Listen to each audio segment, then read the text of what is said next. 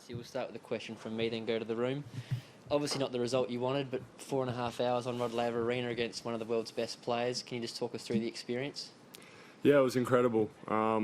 It's been a long time. I think the last match I played on there I was 17 against Nadal, so that was my first Aussie Open, and yeah, it's been a long time waiting, but yeah, it was incredible. Obviously, I would have wished normal COVID away and full stands, but no, I'll take what I can get, and just having that energy and that support again was tremendous. The court's unreal, so.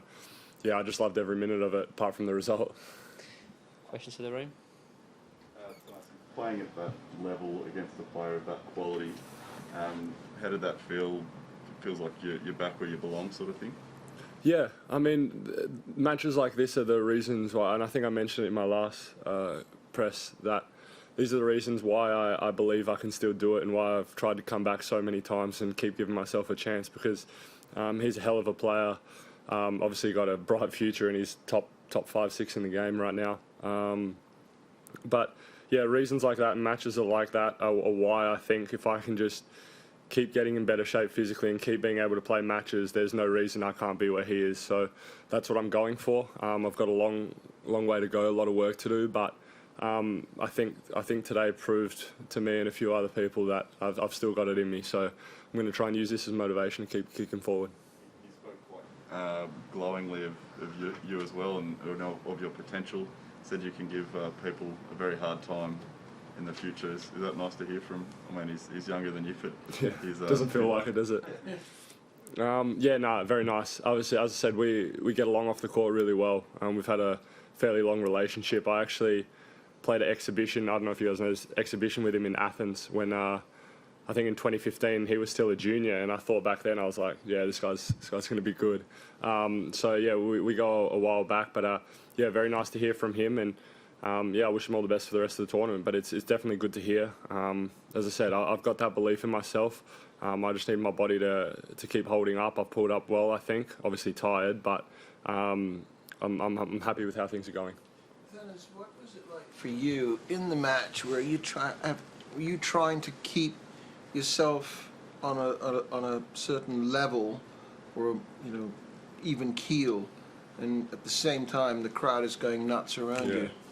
It's tricky because you don't want to waste too much energy getting too hyped, but sometimes it's hard to avoid that. I think when I won the first and fourth sets, I tried to ride the energy. You got to soak it up first and foremost. So that's what I tried to do. But that's the thing. That's what makes the good players where they are. They're composed under big moments, and they can kind of pick their moments to get excited and get up and about. But yeah, playing at home sometimes is tough to control. Talking about your body, how did it hold up during the match? Because it looked like the first signs we saw of you sort of starting to physically struggle a little bit, probably right at the start of the fifth set, or were you starting to feel it a bit earlier than that? Yeah, look, was it the third set, the 6-1? Yeah, I struggled a little bit there, not going to lie.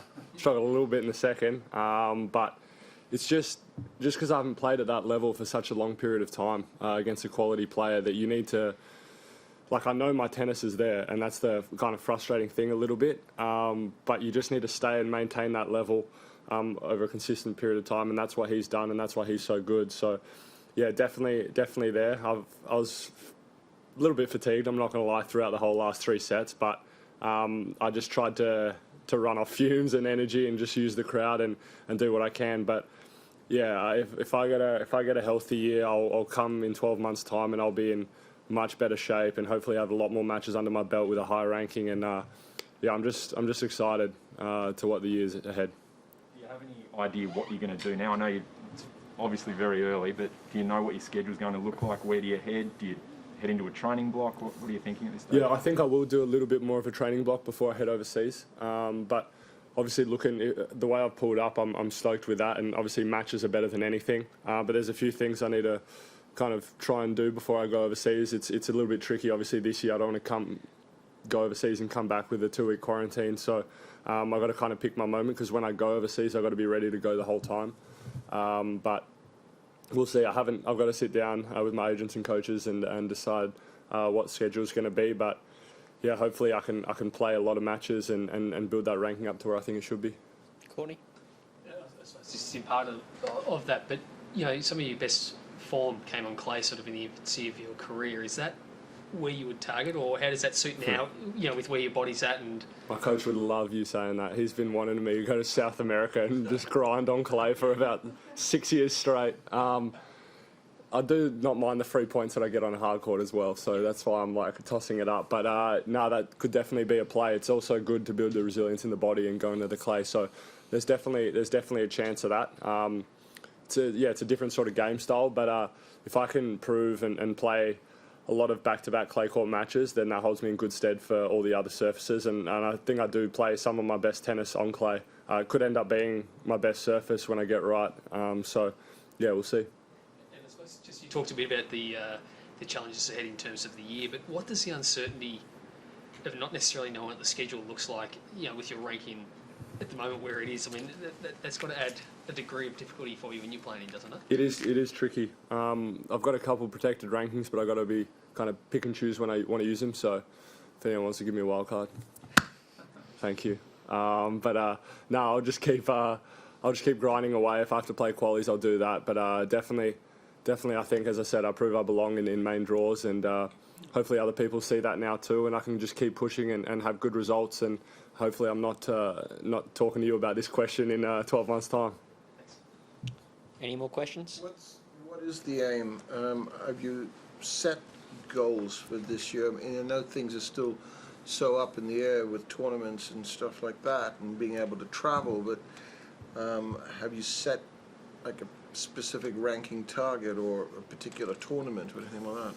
I'm going to sound like a broken clock, but for me, every year is just, if I'm healthy, the ranking will take care of itself. So for me, it's to get a little bit fitter. I've showed I've got to do a little bit more work and get in a bit better shape to compete with these guys playing day in, day out in tournaments. But so that's my goal, and stay healthy. And then, I mean, if I'm healthy, I feel like my obviously short-term goal is to be top 100 and then go from there, because I think I can go a lot more higher, obviously, than that.